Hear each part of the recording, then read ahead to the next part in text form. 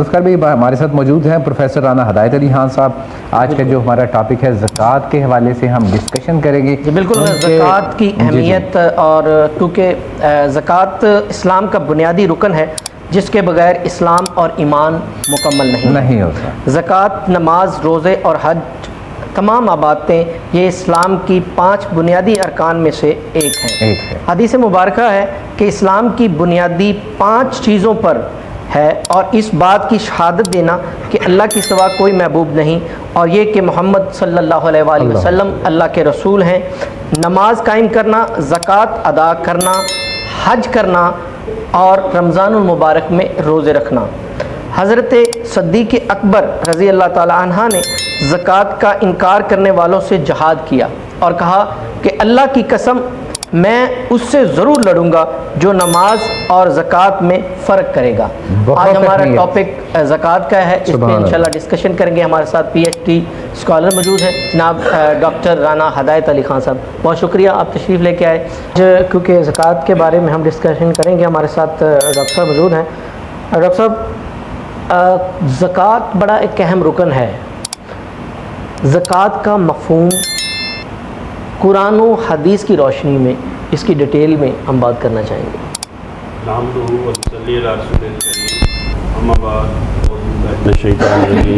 बिस्मिल्लाहिर्रहमानिर्रहीम।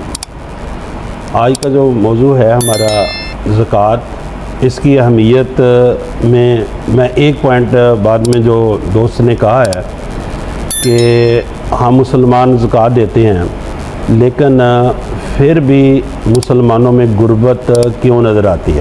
तो पहले मैं थोड़ी सी तमहीद बांधूँ, फिर मैं इनके सवाल की डिटेल जो है वो बताऊँगा कि हम मुसलमान गरीब क्यों हैं और हम ज़कात किस अंदाज़ में देते हैं और ज़कात किस अंदाज़ में देनी चाहिए। 2 हिजरी में ज़कात फ़र्ज़ हो गई थी। 8 हिजरी फ़तह मक्का के बाद कुरान मजीद में सूरह तौबा में ज़कात की तफसील के साथ अहकामात आ गए थे और 9 हिजरी को नबी पाक सल्लल्लाहु अलैहि वसल्लम ने आमलीन मुकर्रर कर दिए थे ज़कात इकट्ठी करने वाले तमाम इलाकों में। तो ज़कात का निज़ाम जो था वो राइज़ कर दिया गया था। अब ज़कात के जो 2 मीनिंग लिए जाते हैं, एक मीनिंग लिया जाता है पाक करना और एक मीनिंग लिया जाता है बढ़ना, नशोनुमा पाना। तो पहले हम देखते हैं कि ज़कात का जो मीनिंग लिया जाता है पाक करना, तो नबी पाक सल्लल्लाहु अलैहि वसल्लम की हदीस मुबारक है कि ज़कात एक मैल है, अपने मालों में से इसे निकालो तो माल पाक होगा। जिस तरह कपड़ा उसमें मैल रहेगी तो तब कपड़ा पाक होता है जब हम उसमें से मैल निकालते हैं। तो जब तक मैल नहीं निकालते वो कपड़ा पाक नहीं होता। तो मैल निकालते हैं तो इस तरह ज़कात देंगे तो माल पाक होगा। बढ़ना, अब माल हमारा बिज़ाहिर तो ऐसे लगता है कि जिस तरह 2.5% उसमें ज़कात दी जाती है तो माल कम हो गया। माल कम नहीं होता, माल बढ़ता है। तो जब हम क्यों नहीं जो है हम ज़कात जो देते हैं, हम पहले जो हमारे मुसलमान जो हैं वो ज़कात आपने देखा होगा नाज़रीन कि कभी भी किसी घर में चंद एक, मैं पूरी दुनिया में चैनल देखा जा रहा है तो मैं पूरी दुनिया की बात तो नहीं, लेकिन जो मुशाहदे में बात आती है तो हम ज़कात को नाप तोल के ज़कात नहीं देते। अब दीन इस्लाम ने देखे इसकी खूबसूरती कितनी रखी है कि आपने ज़कात देनी है 2.5, मैं 2.5% को 2.5 कहूँगा कि 0.5 में बात की गई है। अब जो ज़कात का निसाब मुकर्रर किया गया और वो भी 7.5 तोला सोना, 2.5 जो है वो किस लिमिट के हिसाब से है, जरा वो भी 7.5 जो है वो निसाब मुकर्रर किया सोने का। चलो सोने की तो वैल्यू होती है, अब चांदी की क्या वैल्यू होती है। जब उसका भी निसाब मुकर्रर करना था तो 52.5, ये 0.5 में बात की गई। आगे जो फसलों के खुमस है, उशर है, जो वो दिया गया तो वो 5% का आ गया, 10% का आ गया, यानी उसमें पॉइंट में बात नहीं की। लेकिन जो ये बात है कि आपने यानी 2 पॉइंट भी हो सकता था, 3 पॉइंट भी हो सकता था, 7 तोले भी हो सकता था, 8 तोले भी हो सकता था, चांदी 52 तोले भी हो सकती थी, 53। ये पॉइंट में बात क्यों की? आपने देखा होगा कोई उस्ताद जब पेपर चेक करता है तो वो पॉइंट में बात देता है तो बड़ी एहतियात से देता है। इसमें दीन हमें ये बात सिखा रहा है کہ آپ نے جب کوئی چیز دینی ہے اس میں جو آدھی چیز باقی رہ جائے اس کو بھی اہمیت دینی ہے. تو ہماری یہاں غلطی صرف ہماری یہ ہے کہ ہم اندازاً زکوٰۃ دے دیتے ہیں, ناپ تول کے زکوٰۃ نہیں. میں یہ بات دعوے سے کہتا ہوں کہ اگر ہم مسلمان اپنے کیلکولیٹر لے لیں اور اس کی توجہ جو ہے وہ پوری ناپ تول کی زکوٰۃ دے دیں, تو میں دعوے جس طرح رفیق ضیاء صاحب نے کہا کہ دنیا میں غریب مسلمان کیوں ہیں, تو اصل وجہ جو ہے نا وہ یہی ہے کہ ہم ناپ تول کے زکوٰۃ نہیں دیتے, اندازاً زکوٰۃ دیتے ہیں. اندازاً زکوٰۃ نہیں بنتی, ناپ تول کے زکوٰۃ بنتی ہے. جو پوائنٹ میں بات کی گئی ہے وہ اسی لیے بات کی گئی ہے کہ آپ نے آدھی چیز کو بھی اہمیت دینا ہے. آدھی چیز آپ کے پاس آتی ہے تو آپ صاحب نصاب ہو جاتے ہو, تو پوری زکوٰۃ دینی ہے آپ نے. جو فکس کی گئی ہے اس کے مطابق دینی چاہیے. ذوالفقار بھائی, ہمیں رانا صاحب سے ایک بات بڑی امپورٹنٹ یہ پوچھنی ہے کہ زکوٰۃ کی تو اہمیت کا پتہ چل گیا, اسلام کا رکن بھی ہے, بہت امپورٹنٹ ہے ساری چیزیں, لیکن جب آپ صاحب حیثیت ہیں, آپ زکوٰۃ دے سکتے ہیں, ہمیں کن لوگوں کو سب سے پہلے ذہن میں رکھنا چاہیے کہ سب سے پہلے زکوٰۃ کے حقدار یہ ہیں, سیکنڈ یہ ہیں, مستحق کون ہیں لوگ, اور پرائرٹی اس میں لگائی ہے اللہ پاک نے کہ سب سے پہلے زکوٰۃ کس کو دینی ہے.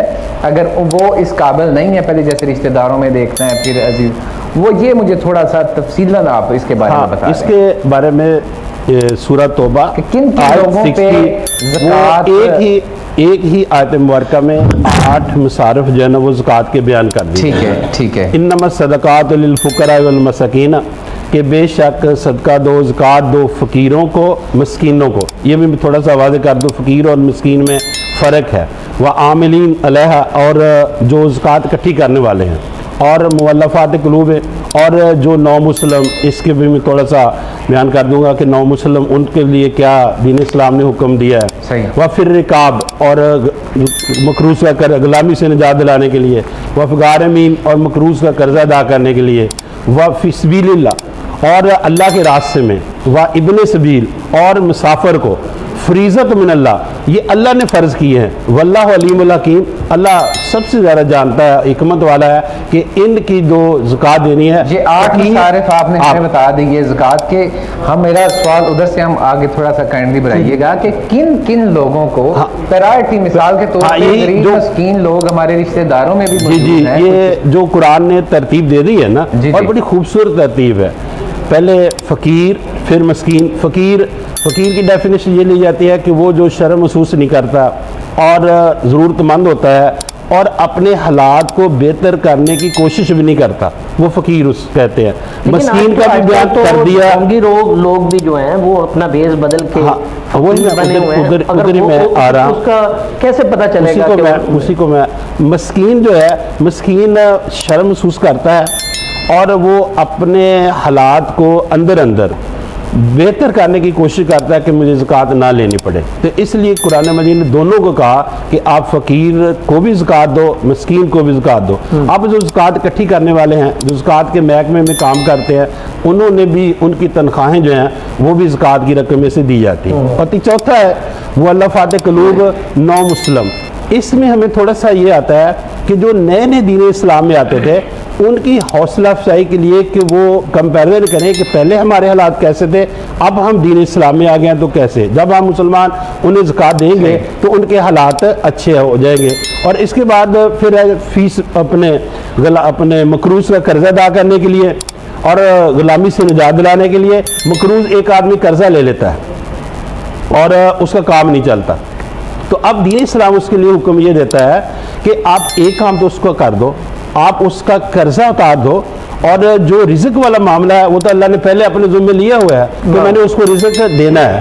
اور غلامی سے نجات دلانے کے لیے اب غلامی کا دور ختم ہو گیا.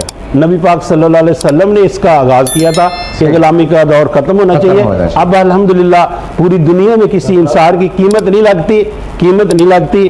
اور اب اس سے کیا مراد ہے؟ فقہاء کرام نے جو جیل میں لوگ ہیں بے قصور, ان کی ہم ضمانت کروا سکتے ہیں, ان کا کیس لڑ سکتے ہیں زکوٰۃ کی رقم سے. وقت کے ساتھ جیسے اور یہ جب ختم ہو جائے, کوئی زکوٰۃ لینے والا نہ ہو, تو پھر زکوٰۃ تو دینی ہے ہر سال بعد.